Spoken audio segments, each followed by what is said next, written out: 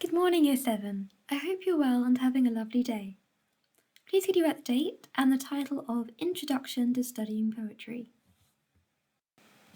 Okay, so for your do now, I would like you to finish the final line. So write out the first 3 lines and then write out the final line. I lie in my bed and look at my phone. I'm feeling bored and a little alone.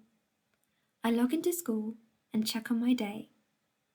Now it's your turn to write the final line. Though do note the rhyme scheme. The first 2 lines rhyme, so you've got AA, phone and alone. So ideally you want the line that you write to end with the word that rhymes with day. So then it'll be an AABB rhyme scheme. Or maybe you want it to be an AABA rhyme scheme and have a word that rhymes with phone or alone. So the line you write should end with a word that rhymes with phone, alone, or day. Up to you. Or maybe you'll just have a line that doesn't rhyme with anything. So pause the video now for 5 minutes to do that. So why is poetry important?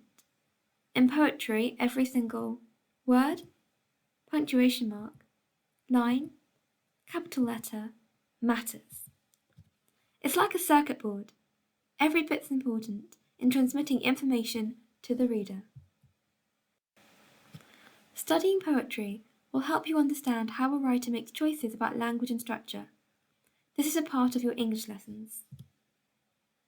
But most importantly, studying poetry is fun. The best thing about poetry is that it's a bit like a puzzle. What do you think this poem is about? So much depends upon a red wheelbarrow, glazed with rainwater, beside the white chickens. Pause the video for 5 minutes and write down what you think the poem is about. To understand the puzzle, you have to think about why the writer has chosen language and structure techniques. Why are there no capital letters and punctuation? It suggests that the moment being described is ordinary and everyday. Why so much? This tiny word shows how important the scene is to the speaker. Why has the poet started a new stanza in the middle of a sentence? It makes the reader take time and focus on each separate image, like a photograph. Why glazed and not covered? This verb makes the scene special. And you've got a contrasting colours, red and white, making the scene stand out. So The Red Wheelbarrow by William Carlos Williams. I think this poem is all about taking time to appreciate the beauty of simple things. What do you think? Now I'd like you to look at your knowledge organiser attached on class charts. These are some of the poems you'll be exploring. Here are the useful keywords to help you explain the choices the poet is making. These are the types of ideas that you'll be reflecting on in your lessons. So, using terminology, this is really important. Don't just spot the technique. You need to explain why a writer has made this choice. What does it help the reader understand? So structure, stanza, an arrangement of a certain number of lines, usually 4 or more in a poem. Narrative perspective, how a story is told and what is told. It could be a narrator or a character from whose point of view the story is told. Speaker, the voice or narrator of the poem. Rhyme, similar sounding words that are linked together. I lie in my bed and look at my phone. I'm feeling bored and a little alone.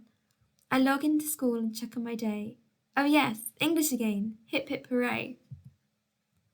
So the choice of the first person, I, shows the reader that this is a personal view. The use of the word school suggests that it is a student, but it could be a teacher or even a head teacher. The rhyming pattern is regular and simple. It sounds quite childish, which again suggests that the speaker is quite young. Using these words, can you explain the choices that you have made in your do now? So now let's look at the language words on the knowledge organiser. Onomatopoeia, a word that sounds similar to its sound, for instance buzzing. Imagery or figurative writing. This is when the poet uses creative language and techniques, such as similes, metaphors and personification, to convey an idea. a buzzing machine. Emotive language. Any words or phrases which are designed to create an emotional response in the reader.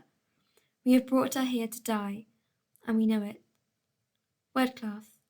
Remember to talk about the interesting use of verbs, adjectives, nouns, and adverbs. Word choice. When a writer chooses a particular word to create an effect. His eyes squeezed beads of salty prayer. Connotation. A feeling or idea that's suggested by a particular word, although it need not be a part of the word's meaning. For example, the word machine has connotations of something not alive, something without feelings. So this is an extract from one of the poems you'll be exploring. Can you identify any language techniques and explain why the writer chose them? So as a challenge, what other techniques not on the list has the poet used, and can you explain why? So pause the video for 10 minutes, write out that little passage, and then annotate it, use it referring to the language devices on the slide, and potentially other ones if you want to challenge yourself. So pause the video for 10 minutes now. Okay, so let's go through this together. Hissed is an example of onomatopoeia because it's a word that sounds similar to its sound, hissed. Then you've got a simile, quick as a sudden crack in the glass. So it's comparing two things using like or as. We've got emotive language, black flash. It creates a feeling in the reader. In this case, it creates a feeling of anxiousness and fear. Word class. So it hissed black flash. It's saying it was a black flash. So when something flash is a noun in the situation. If something flashes, that's a doing word, so it can also be a verb in certain situations, but in this case it's a noun. Black is describing the noun, so it's an adjective. So if you're talking about word choice, what's the effect of black flash? Again, creating this fear of anxiousness in the reader. And connotations of dark. What do we associate with dark? Fear, horror, anxiousness. You may have also written alliteration. Dust and dark both begin with the same letter. Alliteration emphasizes the two words, again linking back to this idea of creating a dark, sinister atmosphere. So, terminology practice. I would like you to use your knowledge organizer to help you to write your own example for each of these terms. The first has been done for you. Pause the video for 15 minutes to do that now. So, a couple of questions to finish off. Do you have a favourite poem? How much can you remember by heart? Why do you like it? Is it because of the words, the rhythm, the structure, or the meaning? Pause the video for 5 minutes to answer these questions. Okay, so I hope by the end of the unit you'll have lots of new favourite poems. I hope you enjoy them, and I hope you look forward to starting the first one next lesson. So thank you very much for your hard work today. I look forward to speaking to you next time.